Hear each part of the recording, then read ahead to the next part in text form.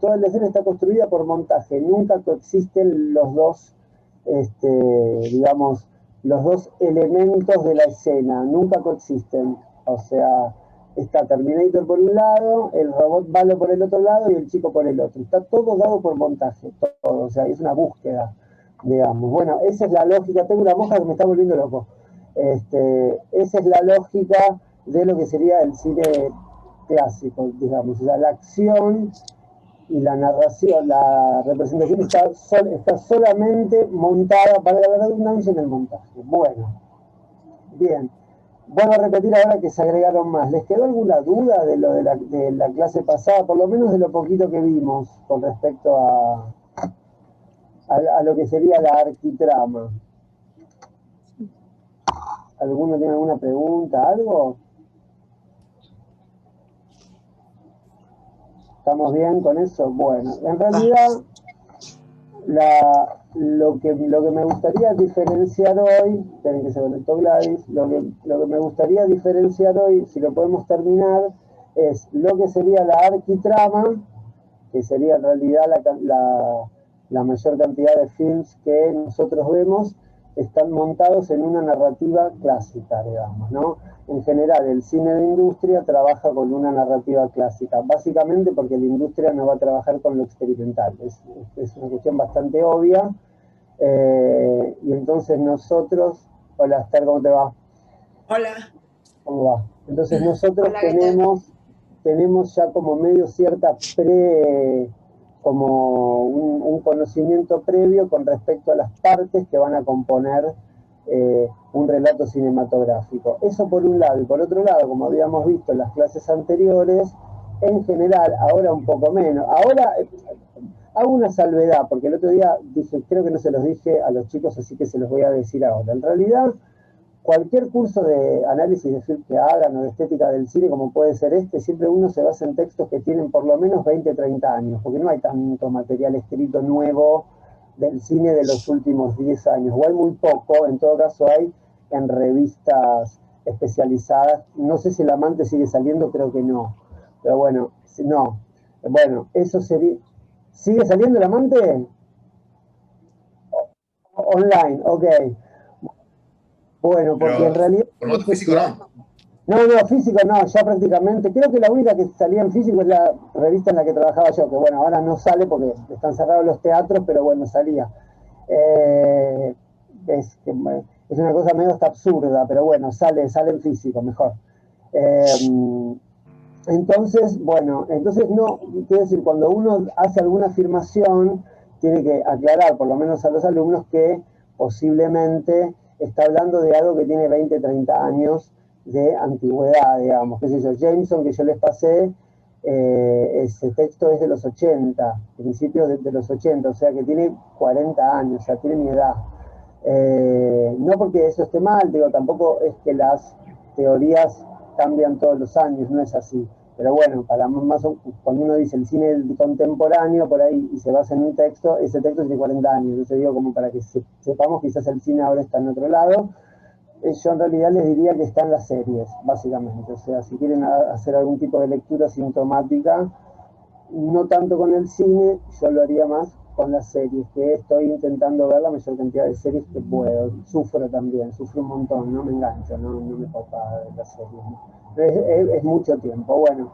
Pero esto que estamos viendo del arquitrama se aplica directamente a las series. ¿Por qué? Porque es industria cultural, básicamente. Entonces, vamos a repetir lo que vimos la clase pasada y vamos a avanzar un poquito más en los otros tipos de estructura. Hoy lo que les busqué, los fragmentitos que les busqué para que ustedes vean, son dos trailers de Harmony Korine. Harmony Korine, no sé si les suena Harmony Korine.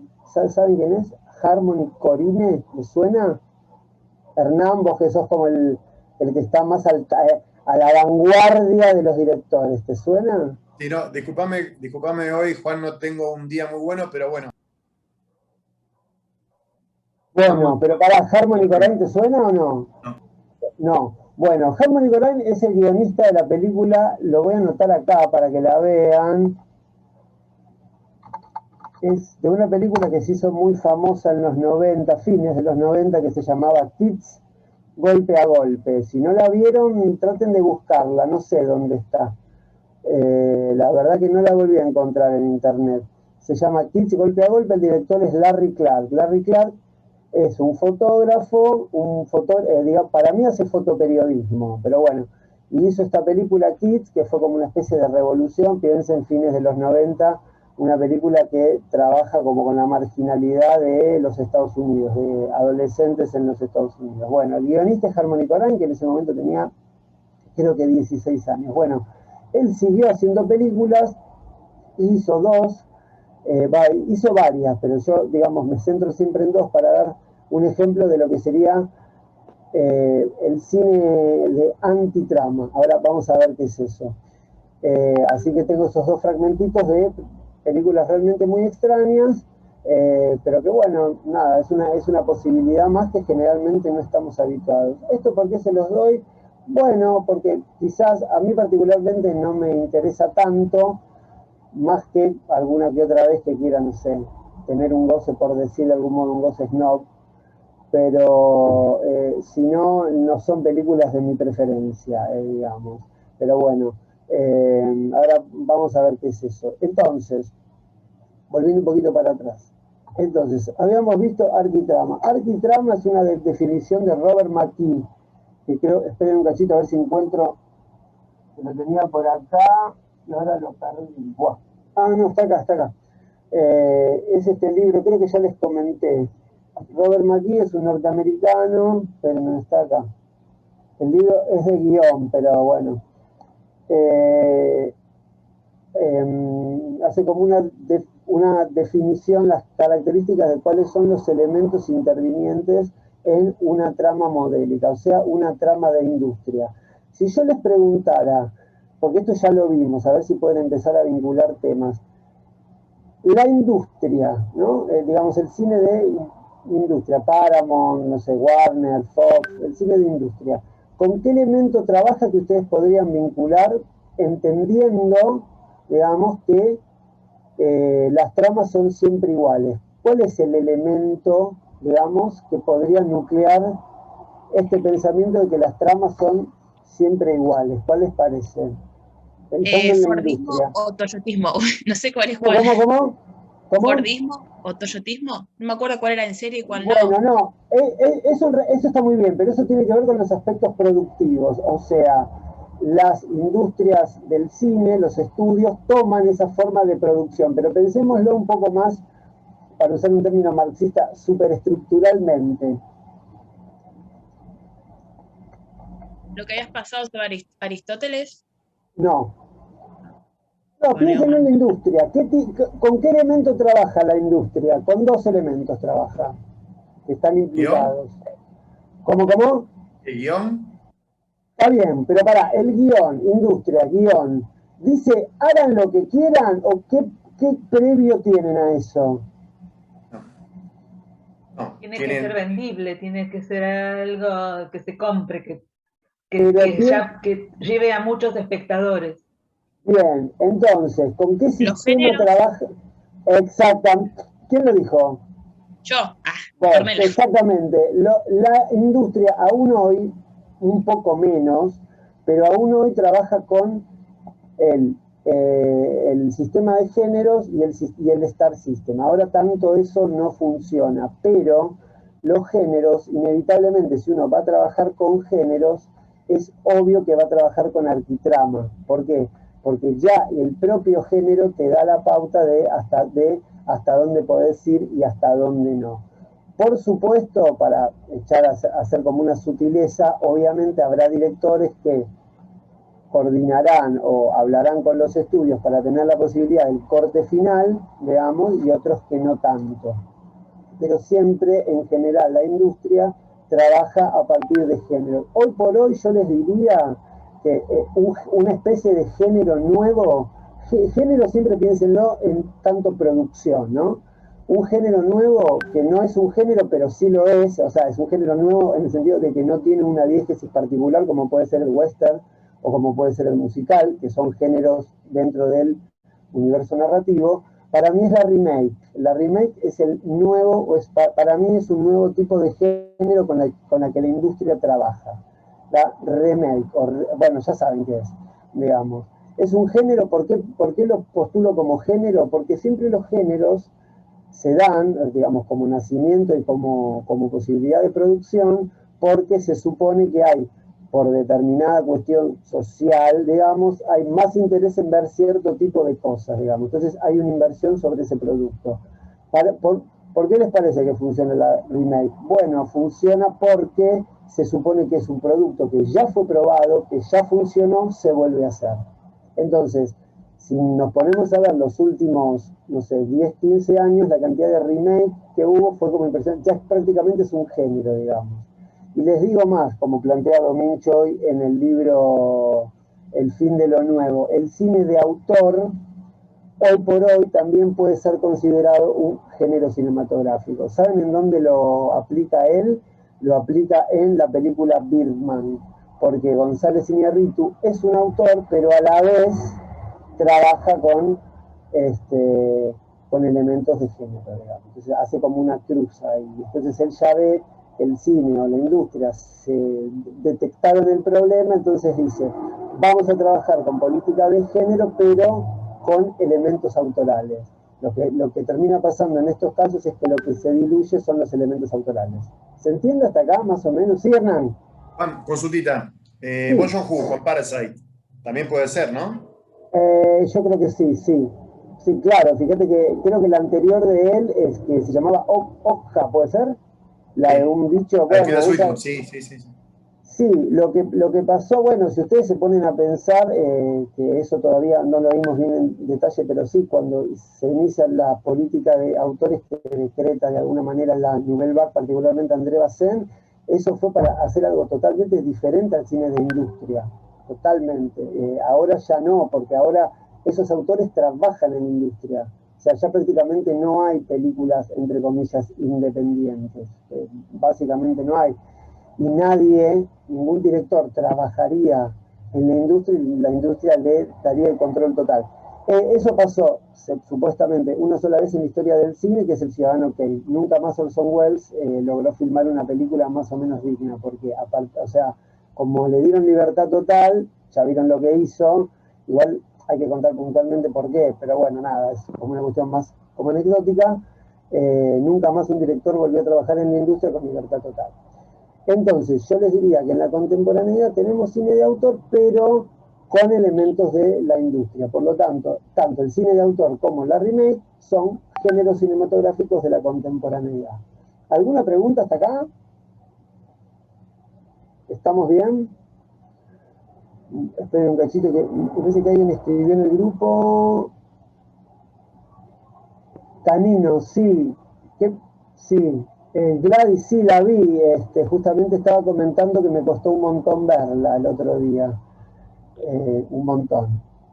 Llegué un poquito tarde, pero bueno, después No, no, puse comenté que para que la vean porque justamente tiene todos los elementos que estamos viendo del cine moderno y contemporáneo. O sea, plano fijo, hay como yo les diría que hay como una especie de reconfiguración del plano a partir de cómo recorta el cuerpo humano.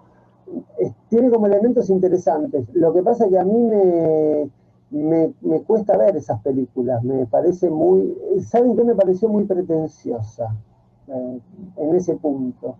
Por eso últimamente en los cursos digo, bueno, no me interesa tanto el cine moderno porque creo que es muy intelectual, sí me interesa un cine que no sea exactamente de industria, pero por ahí que tenga algún tipo de sensibilidad, posiblemente porque ya me volví grande. Entonces ya si algo no tiene algún tipo de sensibilidad, de hecho no me pasa solo con el cine, me pasa también con el teatro, o sea, cuando voy a ver alguna obra extremadamente contemporánea, muy performática, en el sentido de que todo está llevado al grado cero, las actuaciones, el texto, la pantalla que hay atrás, el micrófono, todo eso. Si la obra es súper inteligente y yo no me emociono de ninguna manera, no me interesa. Pero supongo que es una cuestión de edad, supongo. claro, Eh, yo porque soy muy joven, Vos sos más pero joven que yo, sí, no. No sos más, o sí, no sé, yo no, tengo 42. no. Bueno, Pero bueno, les quería decir que por ahí Roberto también le interesó ese autor, que Alps es también una buena película para ver. No, Y yo por pero, ahí toca más el plano sí, sentimental. puede ser, puede ser. Esta película me pareció como muy fría, como muy inteligente y lo que me quería contar era una especie de tragedia muy tremenda. Son dos padres que crían a sus hijos que ya son grandes. Es como una película, ¿saben para qué? Para el mundo de, sí, para el mundo de los psicólogos. Eh, que Igual flashean te con, digo que a mí no me gustó no, tanto, ¿eh? tanto no, no, pero viste que está bueno como, qué sé yo, en una materia tipo de, no sé, piagetiana, viste, vean cómo se cría la gente. No sé, me pareció medio como una experiencia medio extraña. Esperen que alguien me escribió. La última de Nolan, a mí yo la vi, me gustó un montón la última de Nolan. Bueno, ya está. Sí, Roberto.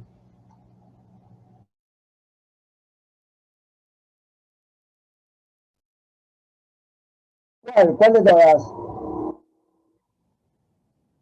Sí, sí.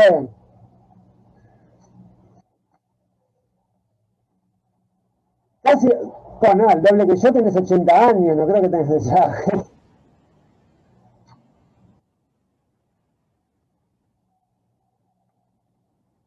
Sí,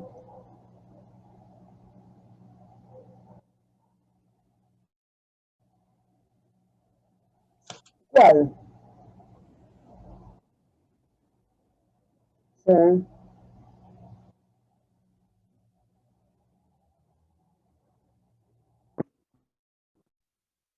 ok.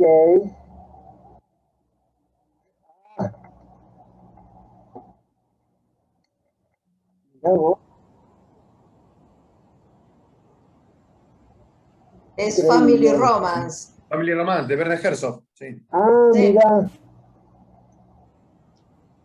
No, sí, Ah, eso existe en sí, la pero realidad. está reflejado en Family Romance.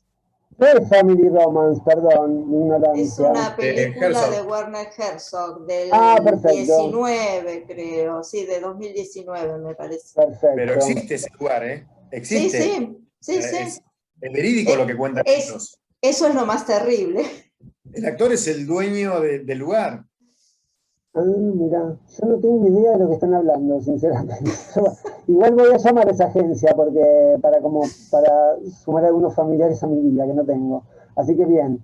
Pero bueno, volviendo al tema, yo no quiero decir, la peli está buena, si la quieren ver, ya sepan que no es como algo divertido, digamos. Después, en todo caso, en algún momento podríamos hablar de como el elemento de la diversión. Creo que Bertolt Brecht habla de eso, porque él se hace esta pregunta, ¿no? Digamos, de que en qué momento el arte es puro entretenimiento o puede tener algún elemento cercano a la diversión. A mí me parece que esta película es todo, o sea, no tiene como un elemento de descanso, es como demasiado intensa todo el tiempo, digamos, y eso hace Family Roman. Bien, entonces eso hace que se te haga muy complicado verla. Pero una que vi, que hoy les traje un clipcito, que la volví a ver para el curso, es para mí, o por lo menos así me lo enseñaron a mí, sería como una de las primeras películas del neorrealismo italiano, de Roberto Rossellini. No sé si lo conocen a Rossellini, saben quién es, ¿no? Es el padre de, ¿cómo se llama? De la que trabaja con Lynch, ¿cómo se llama la actriz? Isabela. Isabela. Isabela, Isabela ahí va. Rossellini. De, exactamente, exactamente. Bueno, y entonces Isabel. vi Alemania Año Cero, que es una película del 40 y 48, que no sé si la vieron, y es una película que pese a que es del 48 es mucho más moderna que otras películas que vi. Entonces hoy les traje como un clipcito para que más o menos identifiquemos qué sería una antitrama. Pero bueno, pero primero centrémonos en arquitrama. Yo ya les di las características, no, se las vuelvo a dar. Sí, Juan, te quiero hacer un sí, comentario porque tiene que ver con esto que dijiste de la remake como sí, género. sí, Que acabo de ver una película de Kiarostami sí, que se llama Copia Certificada y que sí. es una remake de una película de Rossellini. ¿Cuál? Todavía no la vi y la voy a ver, ¿no? Sí, Eh, la película de Rossellini se llama... eh, ay, obviamente que es de un matrimonio, lo acabo de anotar, pero no sé en dónde. ¿Es la que está Juliette Binoche? Claro, Bien. Sí, a mí me parece, o sea, en general uno podría pensar que la remake, no sé, es como una cuestión así que es como algo estético. Para mí siempre está bueno pensar el cine desde sus elementos de producción. Por ejemplo, si ustedes más o menos hacen, yo justo ahí porque estaba estudiando, por eso hice como el relevo, si no la verdad que no lo hago todo el tiempo, pero por ejemplo, del 2002 al 2005-6 más o menos, hubo como una esto no solamente lo detecto yo, sino lo detecta, por ejemplo, gente como Zizek o como Jameson. En cierto momento, cuando explota el género de cine catástrofe, por ejemplo, hubo a fines de los 70 con la trilogía, seguramente vieron, de Aeropuerto, ¿vieron esa? Sí.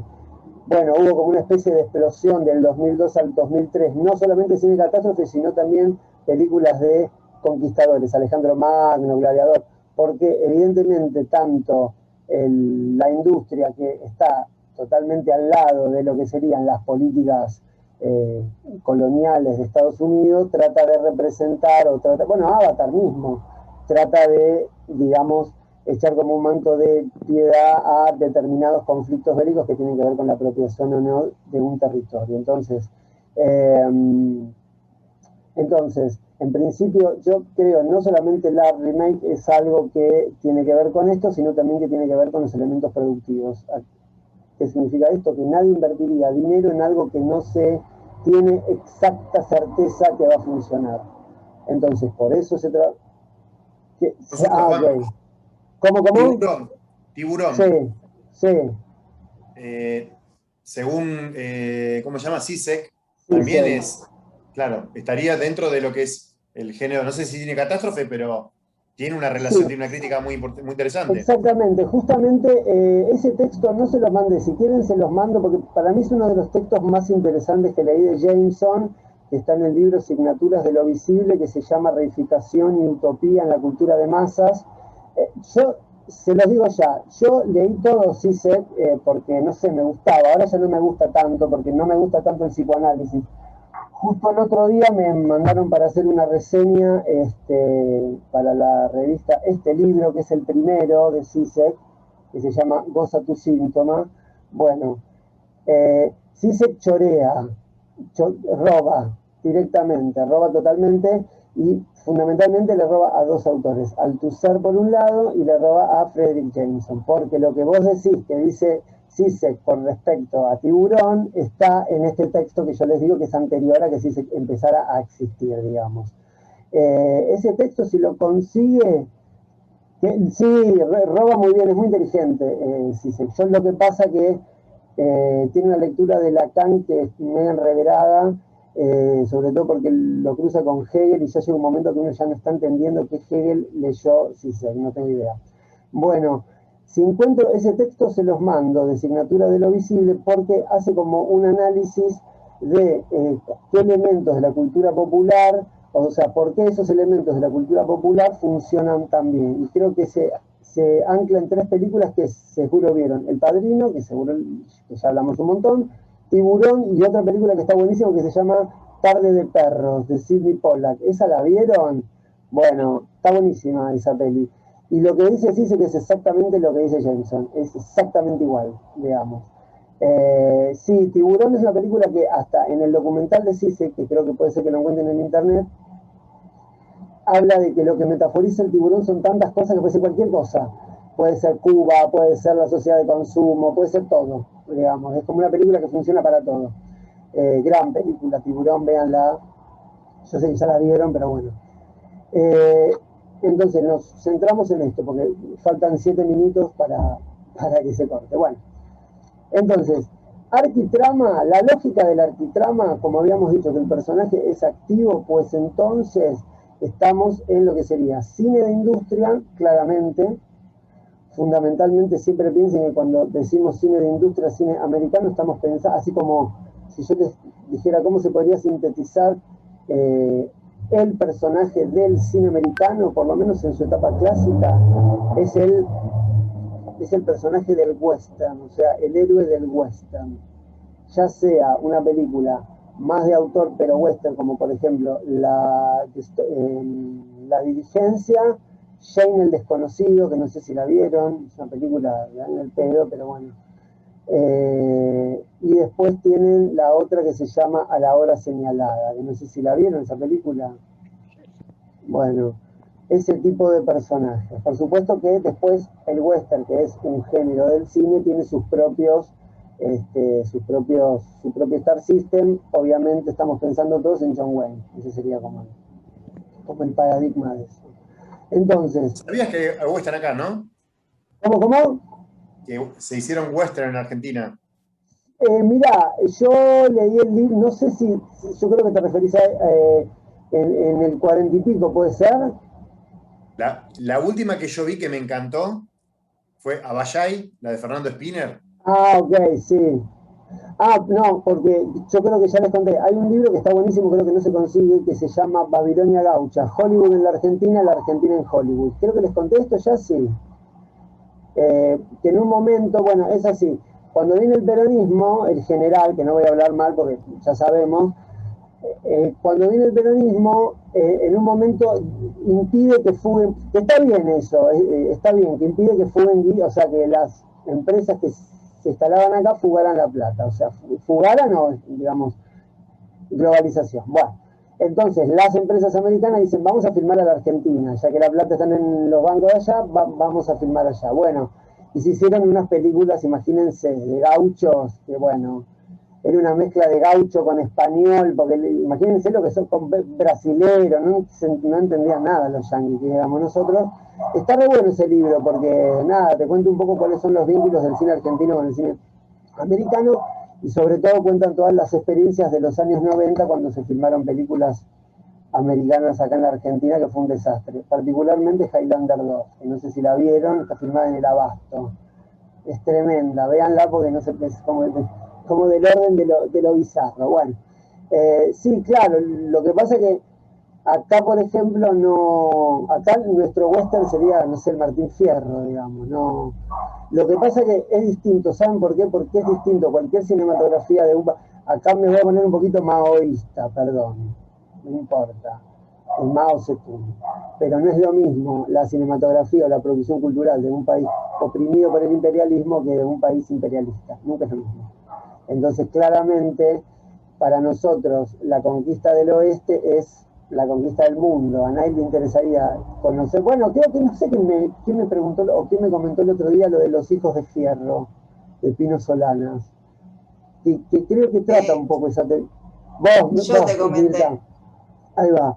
Claro, ese tipo de film, justo esa no la vi, pero no hay demasiadas películas así. ¿Saben por qué? También que son muy caras de hacer, digamos. Y ustedes piensen que también... digamos, es una película épica. Claro. Completamente épica. ¿Qué son? Porque Fierro, porque Martín Fierro, en la vuelta del Martín Fierro tiene 4 hijos, ¿no? Pino Solanas lo que hace es como un paralelismo entre la vuelta de Fierro, sí, con sus hijos, con el peronismo. Y la vuelta de Perón, entonces, claro. Digamos, desde la resistencia, toma sobre todo ese periodo, bueno, hasta los años 70. Ay, justo te silenciaste. ¿Cómo es? Ah, sí. Que sí, o sea, es muy épica, sí. Tiene unas imágenes hermosísimas, está hecha en blanco y negro, sí, musicalmente también, y sí, es una forma épica de ver, digamos, esa parte de la historia argentina haciendo un paralelismo con Fierro. Perfecto. Buenísimo, sí. Igual es cine más político, ¿no? Es como cine político, que es el cine que hacía... Hay un libro muy, muy interesante, si les gusta, me parece que les va a gustar, que se llama Cine Argentino, de Octavio Guettino. ¿Les suena quién es Octavio Guettino? Es el codirector Cine Liberación. Claro, exactamente. Es el codirector de La Hora de los Hornos. De La Hora de los Hornos, sí. Pero está bueno porque es una historia del cine argentino que uno no conoce, y el cine argentino arranca en 1920. O sea, digo, como que uno es como una historia que no tiene en el medio, y es realmente interesante. Esperen que tengo la mosca acá. Bien, bueno, queda un minuto. Entonces, Ojo que vamos a... me parece que está David Cronenberg dando vueltas ahí con la No, mosca. es tremendo, es tremendo. Es como un elemento medio narrativo que yo pondría. Un profesor que tiene que dar clase y hay una mosca y es como una cosa... Es como la de Sartre, vieron que hay como unas moscas. Bueno, bueno, arquitrama entonces. Entonces, elementos del arquitrama. ¿Cómo detectamos una película? ¿O cuáles son los elementos que tenemos que leer en una trama convencional que hoy está en el cine y también está en las series? Fundamentalmente en las series. Por el momento, por lo menos yo no vi, no quiere decir que no exista, no hay series experimentales.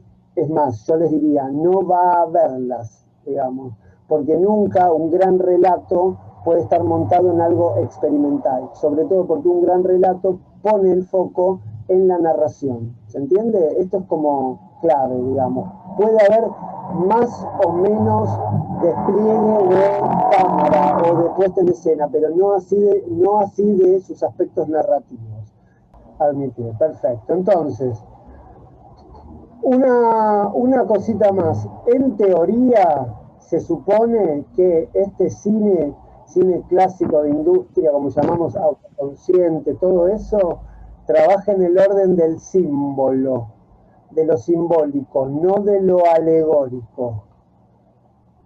Lo digo ya, la diferencia entre símbolo y alegoría es muy delicada, es muy compleja. Los autores que lo comentan, por ejemplo, un autor argentino, no sé si lo conocen, que se llama Eduardo Grunier. ¿Le suena Eduardo Grunier? ¿Sí? Bueno, él es como una especie de continuador de la Escuela de Frankfurt, todo así. Él mismo en los prólogos que hace de Jameson no lo llega a entender muy bien, pero imagínense algo así, que los elementos con los que trabaja una película de industria que son simbólicos, se supone que ese símbolo es rápidamente reconocible por todos, son como elementos más de la tradición, ¿no?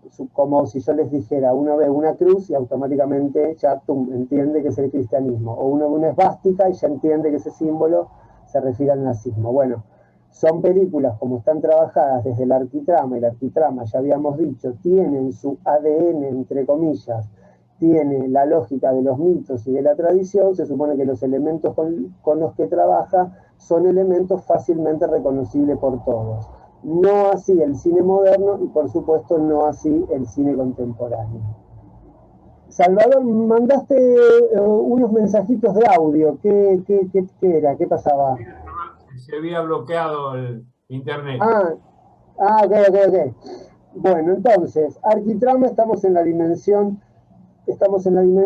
del héroe, de la tradición, de los relatos clásicos. ¿Cuáles son sus características? Son 4. Creo que ya se las dije, la volvemos a repetir. Causalidad, o sea, todos los elementos tienen una lógica, es como un sistema cerrado de relaciones. Eso es un relato. Relato de relatio de relación, de un sistema de relaciones orgánico, organizado, digamos. Cosa que, por ejemplo, supónganse, al final de, ¿cómo se llama?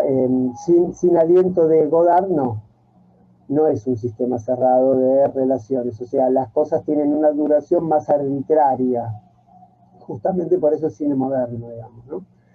Bien, entonces trabaja con la lógica de la causalidad. Segundo elemento, exterioridad, o sea, lo que pasa entre los personajes y entre los personajes y el entorno tiene que tener una representación material. Por ejemplo, para que se entienda, si ven una película de Jim Jarmusch, en realidad hay un montón de elementos que tienen que ver con la interioridad y lo que se llama los tiempos vacíos o los espacios vacíos, donde simplemente hay una lógica de un goce de la contemplación, no tanto narrativo. Lo que se llamaría, bueno, tiene tiempos muertos, que no son muertos, digamos, quien dice tiempo muerto porque está pensando que hay tiempos vivos, pero bueno, imagínense que en general en las películas de industria lo que hay es el personaje exterioriza sus emociones, exterioriza el conflicto, exterioriza lo que le pasa. O sea, es como la lógica. ¿Por qué? Porque el cine, entendido como lo entiende la industria y el cine clásico, sobre todo de Hollywood, es un cine de la representación de las emociones, cosa que el cine moderno no hace. ¿Esto se entiende? Por supuesto, y lo digo ya, por supuesto que habrá películas que no son así, no es que todas son así, pero sería como la gran lógica, como la macrológica. Bien, final conclusivo. Se van a dar cuenta que en las películas de industria son como películas, para decirlo en términos filosóficos, teleológicas. En ese momento, Susana. ¿Saben lo que es la teleología? El telos, ¿saben lo que es el telos? Que tiene un fin. Que tiene un fin, que en el final, en el final se va a decir algo. Digamos, hay un final que va a decir algo, y eso que va a decir, de alguna manera, es por decirlo así, es la interpelación ideológica del cine, digamos. ¿Cuál es la más conocida? Bueno, el happy end, pero dentro del happy end, que es como un concepto más grande, dentro de eso, siempre la lógica del cine es la producción de la pareja, obviamente heterosexual, ¿no? Esa sería la lógica, no solamente de los melodramas, sino de todas las películas. Ustedes piensen que, por ejemplo, en una película como Máxima Velocidad, que seguro vieron, que se llama Speed, en máxima velocidad, aún en la situación en la que ellos están, logran enamorarse. Increíble, yo nunca vi algo así. O sea, están en un ómnibus que no puede bajar de 80 kilómetros por hora. Sin embargo, Keanu Reeves y Sandra Bullock se enamoran. Una cosa, nunca he visto eso, una cosa muy extraña. Bueno. ¿Cómo se llama, Juan, esta característica? Esta característica está hablando del final conclusivo, pero digo que los finales conclusivos, que es como, que esto lo di el martes, pero bueno, acá lo explico de otra forma, que es como el anudamiento de las tres tramas que una película trabaja, que eso lo vamos a ver. Una de ellas es la trama vincular, o sea, la trama de amor. Como que el amor, Hollywood se dio cuenta, lo quiso construir, no lo sé, que el amor es un tema que nos interpela a todos, sobre todo el amor desde el melodrama, ese tipo de amor, digamos, no es cualquier tipo de relación. El melodrama, ustedes saben bien, es algo bastante antiguo, pero que cuando se empieza a producir lo que se llaman los folletines, que es como, digamos, va de la mano con la revolución industrial y con el invento de la imprenta, por lo menos de la imprenta de caracteres móviles, era como novelas por entregas, que el amor era algo así como en forma sublime, o sea, como en términos de lo sublime. Bueno, eso llega hasta el cine, digamos, por eso hay un subgénero que es el género romántico, digamos, que no es Romeo y Julieta, o sea, eso es algo mucho más, por decir de algún modo, un poco más vulgar, digamos, o por lo menos está pensado. Love Story entra dentro de eso. Sí, yo creo que sí.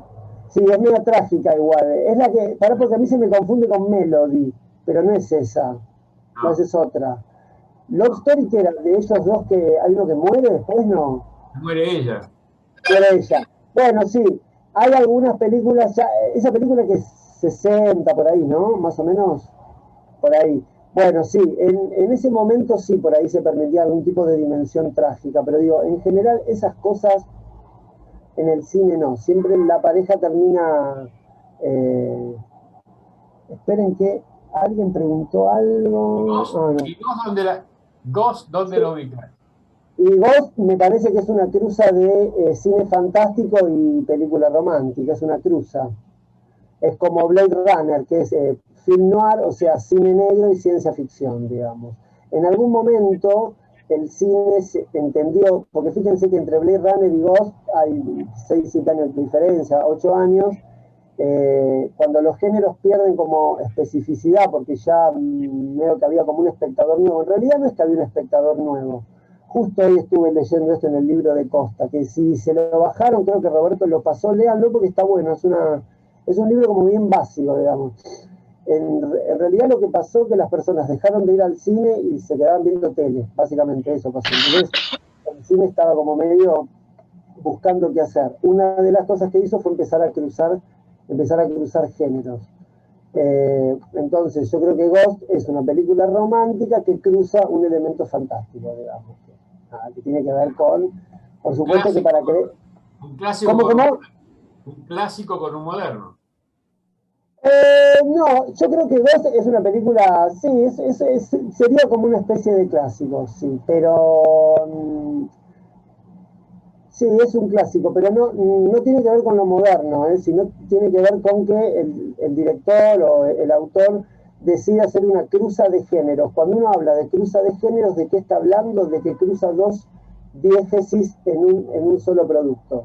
O sea, Blade Runner es un policial negro, lo que pasa es que como es ciencia ficción, digamos, está cruzado. Antes o era ciencia ficción o era un film noir, no se cruzaban esos. Lo que pasa es que los géneros se sostiene por la industria, pero también se sostiene por su, digamos, por su verosímil histórico.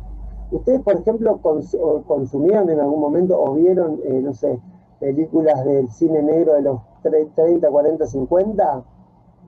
No sé, ¿sí?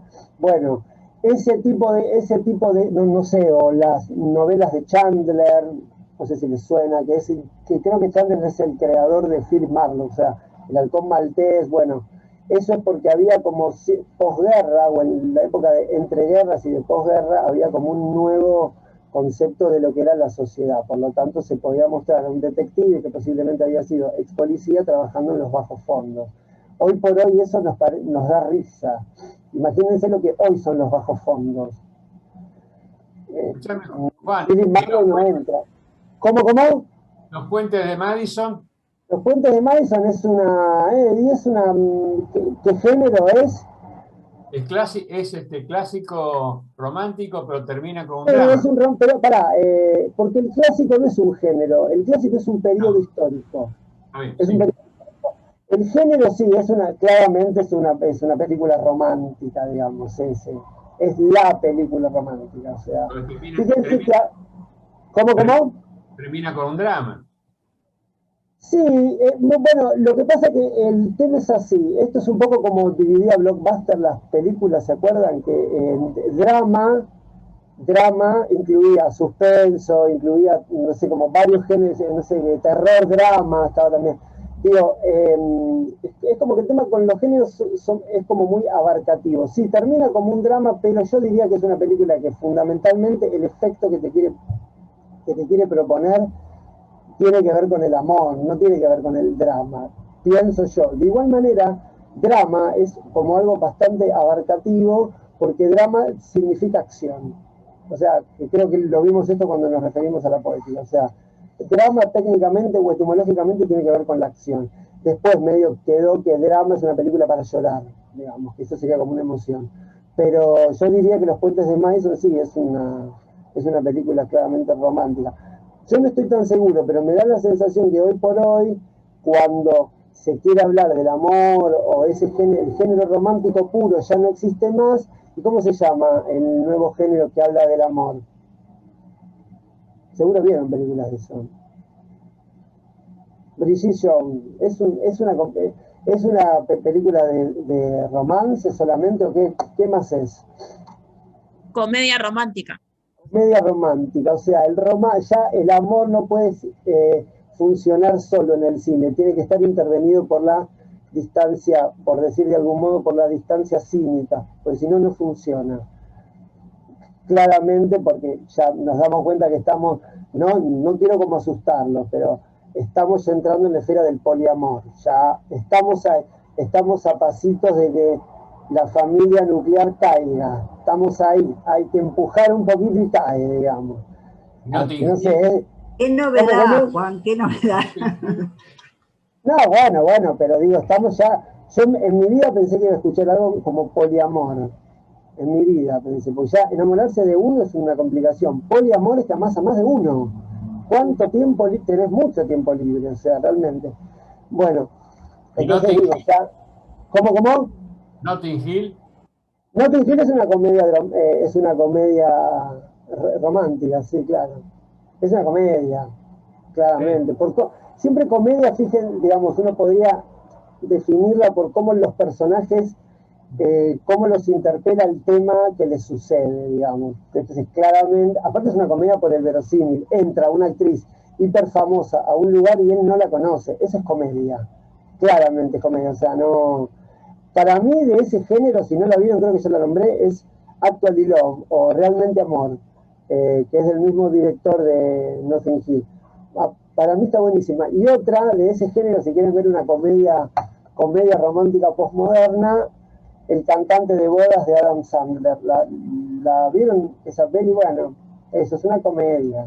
Ya no hay películas como, no sé, a ver, una película romántica, 100% romántica, ¿cuál podría ser? ¿No? Ahora no se me ocurre ninguna. Titanic, no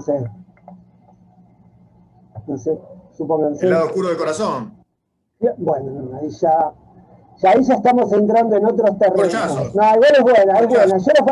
Yo voy a reconocer, cuando yo era adolescente era fanático de El lado oscuro del corazón y de la otra, que es fantástica, ¿cómo se llama? Hombre mirando al sudeste. Mirando al sudeste. Sí. Es más, ahora hablando con ustedes me doy cuenta que aparatos éramos con mis compañeros que no sabíamos los diálogos de memoria, pero no, en realidad era así porque estábamos medio flasheados con el surrealismo. Uno se flashea con el surrealismo porque es para los chicos, el surrealismo es para los chicos ya, hay que aceptarlo, es para los chicos. Entonces, como éramos adolescentes en los 90, nos copaba Spinetta, el surrealismo, y ahí llegamos a su biela. Bueno, si tienen tiempo, vuelvan a ver El lado oscuro del corazón. Lo vieja que es. Pero quedó, no vieja, quedó de museo, o sea, quedó como una cosa con una calidad visual muy vieja. Igual, si les gusta Oliverio Girondo, por ahí se copa. Bueno, esperen que sigo con esto, entonces. ¿Cómo? Cuando dijeron El lado oscuro del corazón, cuando dijeron El lado oscuro del corazón me fui a otra, que es, creo, Más allá de la luna, o que es yankee y que trabaja, no sé quién, no me acuerdo los nombres, yo soy un desastre. Pero pará, más allá de la luna, ¿de quién es esa? No, de la luna no. Más allá de algo, de este actor que está muy de moda. Ay, primero Más allá del horizonte, con Osvaldo Laport, no. Esa no. Eso es tremendo. Perdón, para decirles algo primero me tengo que asegurar que me Pero pará, buscar en internet y la comentamos luego. Entonces, paren que les doy. Dale. Juan. Esta. Sí. Juan. Sí. Los girasoles de Rusia. ¿Cuál? Los girasoles de Rusia. No la vi esa. ¿De quién es? Una película italiana. No. Viejísima. Y Doctor Zhivago. No. Nos remontamos a la prehistoria. No. Vamos para acá. Esa no la vi.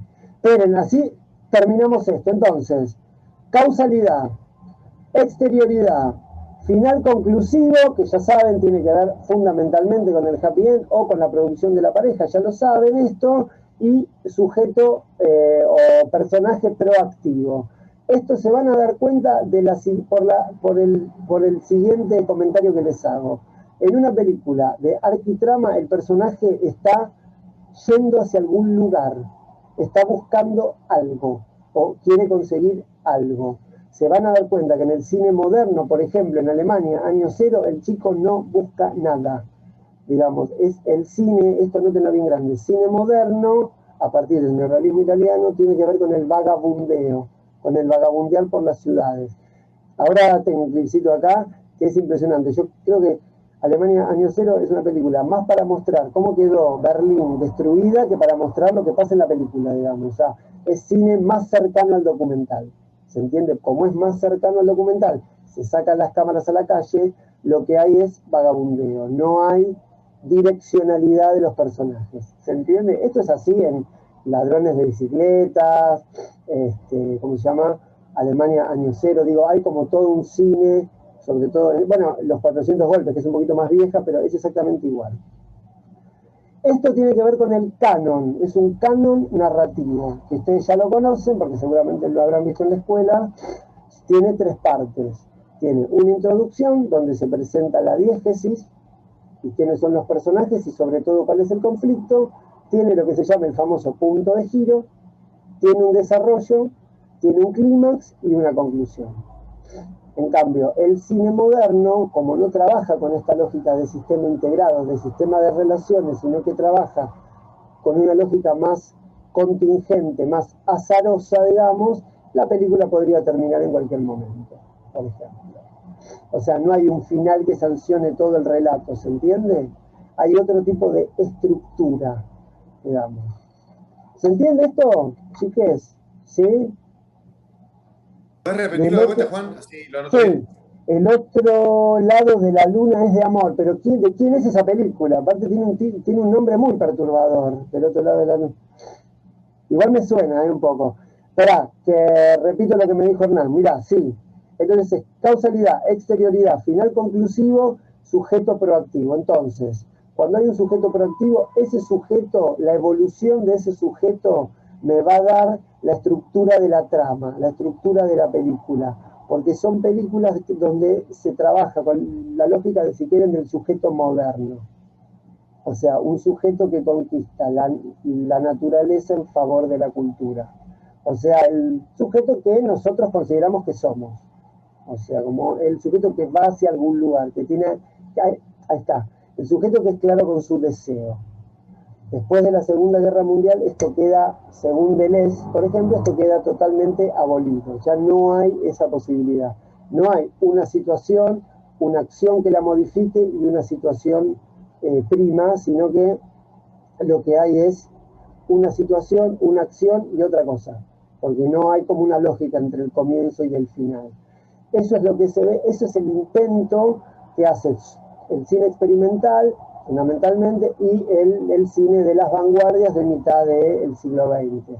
A partir del 48, o sea, con el neorrealismo italiano y después con la Nouvelle Vague, digamos. Eso sería como la lógica. Esperen que no sé si alguien escribió algo o no. Ahí va. La vida es bella, ¿dónde la ubicamos? La vida es bella es una película de industria clásica. Industria, narrativa total. Esto, miren, chicos, si no fuera narrativa no se gana el Oscar. O sea, así. O sea, no, claro, no sé, si no es narrativa no se gana el Oscar, porque ustedes saben que la industria premia, en Estados Unidos que no vota como acá en el Martín Fierro, Luis Ventura, esa gente, no. Vota gente, digamos, de la industria que por lo menos tuvo algún tipo de vínculo con Hollywood. Por ejemplo, en Argentina votaba a Ida Borni, que se ganó un Oscar ella. Bueno, entonces se supone que la lógica es política, pero también es cuáles son las películas que por su producción, por su forma, por su estética, por todo, por su tema, garantizan la continuidad del cine. Por eso, en cierto momento, las únicas películas que ganaban los Oscars, por lo menos mejor película, eran los tanques, o los grandes films, digamos. Esperen que me mandaron un mensaje. Esperen un segundito. Ahí va. Bueno, entonces, Hernán, más o menos, ¿era lo que querías que te repitiera o faltaba algo más? No, yo cuando dijiste lo de canon narrativo puse introducción, punto de giro, desarrollo y conclusión. Exactamente, y falta lo que se llama el clímax, que es el momento, cuando ustedes ven una película donde en algún momento viene un enfrentamiento final, eso es como un motivo del cine clásico, ya sea la pelea de Rocky, ya sea las expediciones punitivas en El Padrino, vieron cuando él está en un bautismo y están matando gente, o ya sea, por ejemplo, un motivo del cine romántico, ya que hablamos de cine romántico, de cuando ella se está yendo en micro, se está yendo en avión y él no sabemos cómo logra pasar todos los quilombos que hay cuando uno se va en avión y logra llegar bueno, eso es el clímax, digamos, ¿no? Y las películas están estructuradas de esa manera. Para que me está hablando Gladys, me encanta Gladys que vos me mandás como otra línea narrativa, yo estoy hablando y vos me mandás otra y yo tengo que... El lado luminoso es que voy atrasada. Porque vos decías que no había película de amor sí. De la luna y es una película de amor. No por decirte una, pero porque yo creo que actualmente no solo hay comedias románticas, sino que hay películas de amor. Seguramente, pero fíjate, seguramente que sí, yo creo que sí. Me da la sensación que el gusto del público no está tan, por lo menos en el cine, ¿no? Por ahí en las series pasa otra cosa. Seguramente hay series que hablan sobre el amor, pero igual entendamos Diario de una pasión. Bueno, pero eso tiene 15 años ya. Es como vieja, o sea, no es de ahora. Claro, esto pasa. No, está bien, no, obvio, yo entiendo, digo, no es que no hay, porque siempre hay cosas. Lo que digo es que me parece que ya me da la sensación que el género romántico tiene que tener algún tipo de intervención, porque si no, no creeríamos en él, digamos. Imagínense una película de ciencia ficción, con los adelantos técnicos que hay en la actualidad, ¿cómo tiene que ser? Recontra evolucionada, ya no alcanza con un par de botoncitos, porque nosotros tenemos en un celular, o sea, digo, es como el cine tiene que ir, en principio, responde a cierta necesidad de consumo. Entonces, espera que te responda. Sí, comparado con el cine clásico, está a un abismo, o sea, por supuesto. Un montón, por supuesto. Por supuesto, no, yo lo que creo es que hay géneros que están en desuso, porque creo que hay como ciertas prácticas que ya no son de la misma manera, digamos. Bien, entonces... sí. Perdón, ahora está invadido de películas de amor, pero de películas de amor, como vos decís, de las problemáticas actuales del amor, ¿no? Por supuesto, de los amores homosexuales, trans, bueno, de toda esa... ¿Vieron esa película que yo les... ¿Vieron Call Me By Your Name? ¿La vieron? Call Me By Your Name. Es como una película... Sí, yo la vi. A mi entender es una película medio de exploitation, pinkwashing total, porque es como muy claro. porque los padres son re progres, y por otra cosa más, el chico tiene 15 años. ¿Por qué no lo cancelan como en Nabokov con Lolita? Cancélenlo también. No, ahí no lo cancelan porque es más moderno, entonces no pasa nada. Es cierto, el actor hace que tiene 23, 24, pero igual es un delito, digamos, no importa. Bueno, nada, eso. Y la de Carguay, esa que vos que viste varias veces. Happy Together. Claro. Lo que me parece que ahora las películas de amor se centran en todas estas cosas, ¿no? Estas problemáticas actuales. Por supuesto, lo que pasa que a mí me da la sensación que, digamos, el amor es un género, o sea, el cine romántico es un género. Los géneros siempre tienen como... Desde una lógica, si quieren, más platónica, está la idea por un lado y la apariencia que encarna esa idea. Bueno, la apariencia que encarna esa idea es la pareja. Bueno, lo que me parece que está en crisis hoy por hoy es la pareja. Entonces, no como institución. Entonces no puede haber películas que sea de chico conoce chica, no puede haber porque sería inverosímil para nosotros, de alguna manera. Nos resultaría medio hasta vintage, no sé cómo explicarles. No porque lo vintage esté mal, sino porque no tiene, no sé, como que, ahí está, como que no se armaría inverosímil, para decirlo así. Bien, intento terminar esto. Entonces, estamos en la arquitrama. Símbolo, héroe, canon, géneros. Eso es todo lo que tienen que anotar para identificar, para ver una arquitrama. Bien, vamos a lo que Robert McKee llama la mini-trama. Es un nombre... No se mató con el nombre Robert McKee, pero bueno, es un americano. Vieron que los americanos son más utilitarios, así que mini-trama. Ahí está la arquitrama y la mini-trama, listo. Ahí está la mini-trama, que tiene los elementos que tiene, para mí, corresponden a la lógica del cine moderno, si quieren más experimental, no tan cercano al desarrollo de los temas de forma novelesca. Esto creo que ya lo vimos en la primera clase, igual está bueno repetirlo. La narrativa del cine es la narrativa de la novela decimonónica, o sea, del siglo XIX. Esa sería la narrativa del cine. Bueno, fundamentalmente pues está en capítulos, en principio.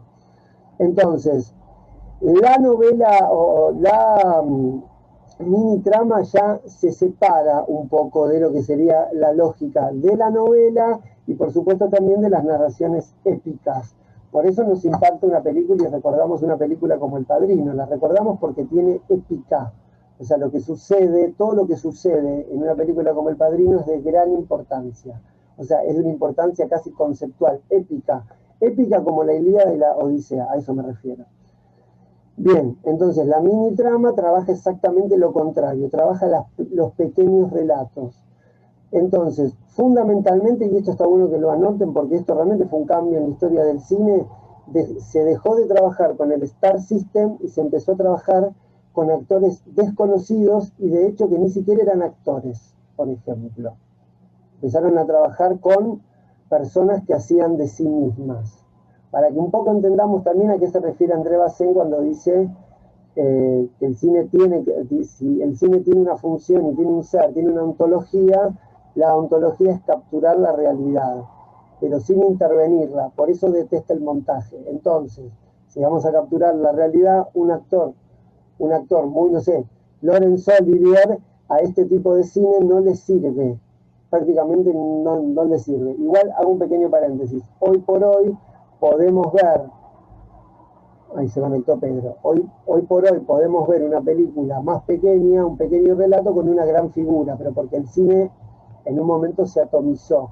Pero por lógica, este cine, o sea, ¿quiénes son los actores de las películas de Truffaut?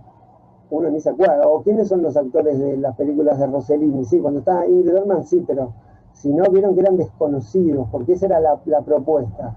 No trabajar con una estrella, digamos, ¿no?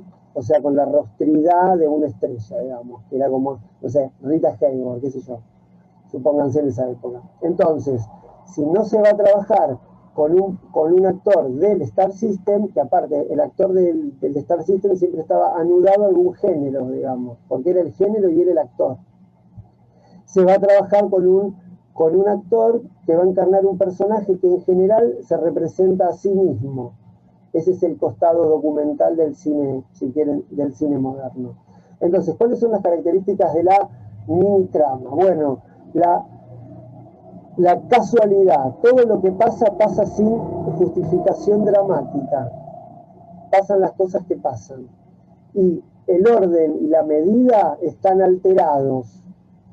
El orden y la medida que estaban en la estructura clásica, en el cine contemporáneo, moderno y contemporáneo, están atomizados. De hecho, si ven esta película Canino, se van a dar cuenta la arbitrariedad, abro paréntesis, la arbitrariedad con respecto a una película como, por ejemplo, que la nombró Salvador, como Ghost, que es una película que es totalmente estructurada, digamos. Cada parte dura más o menos lo que la industria considera que dura el planteamiento de un conflicto, la presentación de los personajes y la identificación. Y justamente este tema es interesante, porque imagínense, supónganse, del 35 al 50, supónganse, cine clásico de Hollywood, la identificación que te provocaba Humphrey Bogart, bueno, no, el cine moderno o el cine contemporáneo trata de no trabajar con esa lógica de la identificación con respecto al actor, al personaje, porque no trata a los personajes como mercancía. ¿Se entiende esto? Porque una cosa es ver supónganse, a Lorín Bacal y otra cosa es ver a, no sé, una actriz italiana que no conoce a nadie que está llevando adelante un rol súper importante, pero que no te va a generar ese tipo de empatía. ¿Se entiende? O sea, el cine moderno, los digo ya, el cine moderno se funda para romper todas las lógicas del cine clásico. Eso es lo que tienen que retener. O sea, y se inventa el cine moderno, o hay autores que empiezan a trabajar desde otro canon, desde otras lógicas, para romper el canon del cine clásico de Hollywood, digamos. Que al decir, sí. ¿Y Cinema Paradiso, dónde no lo ubicás? ¿La ubicás ahí?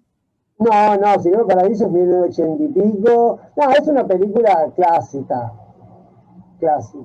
Tiene 3 partes, los personajes tienen evolución. Miren, un buen dato, que esto me lo advierte Salvador, un buen dato para ver si están en el cine clásico o en el cine moderno es si el personaje evoluciona o no evoluciona. Si el personaje no evoluciona, estamos en el campo del cine moderno. ¿Por qué?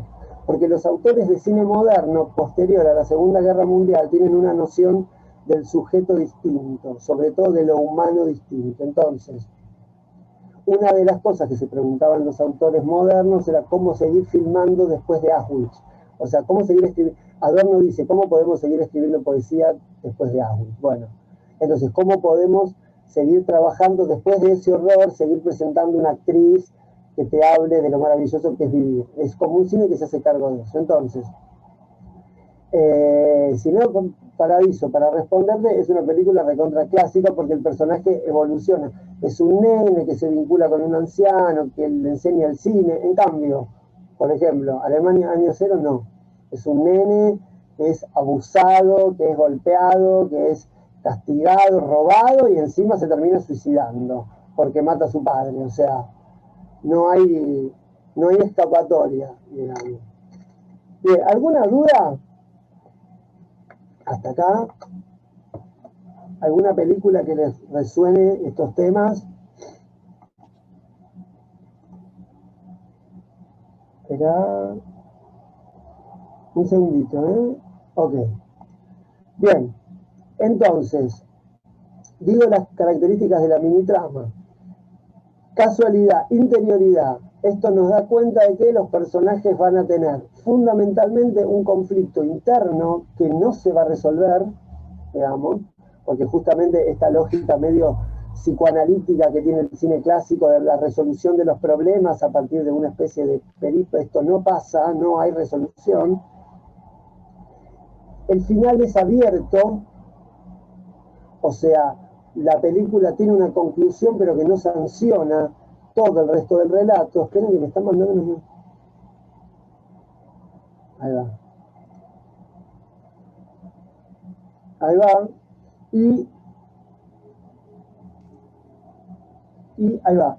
Y el sujeto, o sea, el personaje, está a merced, digamos, de la estructura social. O sea, no es un personaje, no es un héroe que va a, digamos, superarse con respecto a la comunidad en la que vive, sino que es, de alguna manera, para salir de esta lógica personaje-persona, se sacamos al personaje y solo queda una persona. O sea, no hay un personaje que va a generar determinado movimiento, determinado evolución narrativa, ética, donde al final de la película va a decir algo. Los personajes de la arquitrama no se modifican, porque son personas. ¿Se entiende? ¿Sí? Bien. Y por supuesto, si estamos hablando de mini trama, estamos en el... Teresa, sí.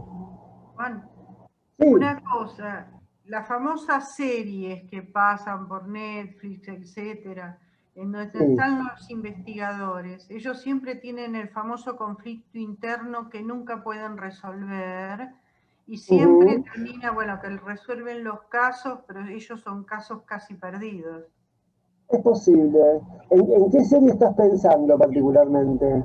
Mira, ahora no me acuerdo, pero son más o menos todas las series que tienen que ver con los investigadores privados, digamos así, más por ahí las series europeas en especial, pero no me acuerdo una en especial, la verdad, porque si la veo un poco por arriba y no, pero siempre terminan así, los tipos que resuelven el famoso son un caso perdido, borrachos perdidos. Es posible, es posible. Lo que pasa es que ahí, por lo que me estás contando, ahí estaríamos dentro de lo que sería el género de, por ejemplo, el género de enigma o el género policial, por ejemplo. Entonces, hay un género que preexiste. En general, la minitrama no trabaja en la política de géneros, o sea, trabaja en la política de autores.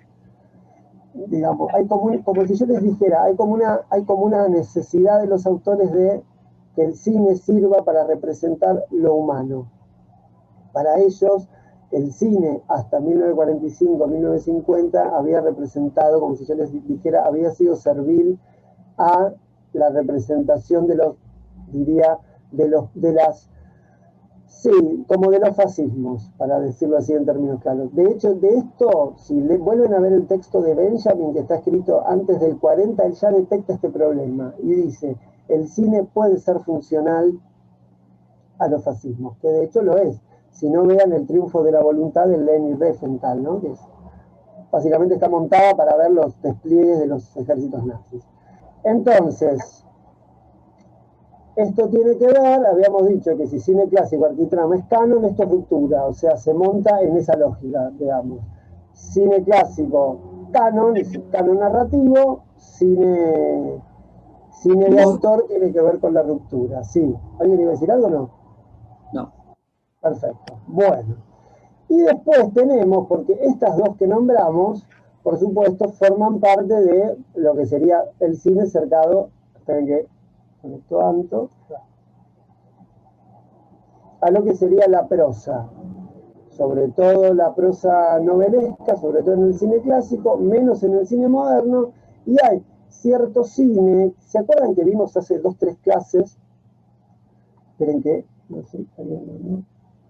Que vimos la diferencia entre lo que era la lógica de Eisenstein, que era montaje intelectual, André Bazin, que era montaje prohibido, y había un tercer, digamos, pionero del cine ruso que se llamaba Dziga Vertov, que él hablaba, en vez de hablar de raccord, o sea, de lógica entre plano y plano para generar una sensación de transparencia, hablaba de intervalo, como que cada fragmento, cada plano vale por sí mismo. O sea, no hay que generar una sensación de realidad total. Bueno, habría una tercera lógica de trama. Esto tiene que ver con los aspectos narrativos, pero los aspectos narrativos van de la mano de los aspectos de representación, que se llama la antitrama.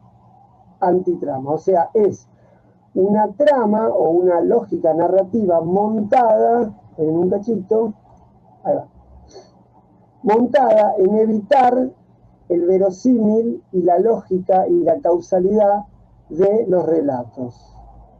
Entonces, está más cerca de qué expresión literaria de la poesía, básicamente. Es como un cine más poético, es como una tercera línea, habría 2, clásico, moderno y si quieren un cine más experimental, que fundamentalmente tiene su momento más, digamos, por lo menos más conocido después de los años 60. Particularmente que yo haya visto así como grandes experiencias.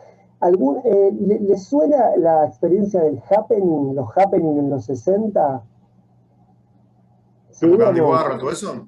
Exactamente. Bueno, hay 2 de las películas de Andy Warhol que para mí sería de antitrama total. Hay 3, de Hustler. No sé si se consiguen o no, tampoco se las recomiendo, son como experiencias, no sé. Una que se llama Sleep y otra que se llama Empire. Bueno, Empire son 7 horas del Empire State filmado sin cámara fija. Sleep es un tipo durmiendo, también 5 horas, una cosa así. Y The Hustler es como se mueve un poco, hay un poquito más de actores, pero nada, como una película muy así como experimental. Eso sería la antitrama. O sea, básicamente es como buscar y potenciar cuáles son las posibilidades narrativas del cine que han sido, en todo caso, capturadas por formas de narración clásicas, convencionales, si quieren decirlo en términos así, burguesas. Esa sería como la lógica. Digamos, bien, ¿cuál es la característica de la antitrama? Las 4 características. Bueno, fundamentalmente trabaja con la lógica del pastiche. No tanto como lo ve Jameson, que Jameson ve pastiche en diferencia a parodia, no tanto eso, sino pastiches que hay como una multiplicidad de formatos, de texturas y de situaciones. Situaciones que no arman en sí mismas, no arman una lógica narrativa. Para que haya una lógica narrativa tiene que haber una linealidad entre tiempo y espacio. Entonces, imagínense cómo en la antitrama se dinamita el concepto de elipsis, por ejemplo. La elipsis tiene otro valor, por ejemplo, que justamente no es el valor que se le da ni en el cine moderno ni en el cine clásico. Este es el cine más extraño, yo por eso les traje como un clipcito de una película que se llama Trash Hunter, para que ustedes más o menos vean a qué me refiero, porque si no es muy difícil de imaginar, porque uno no ve cine así.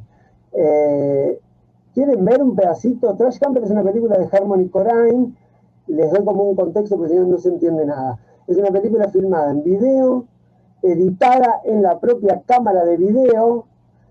Los títulos están hechos con la tituladora de los videos, creo que está hecho en Betacam, que es como un formato un poquito mejor que la que teníamos nosotros en los 90.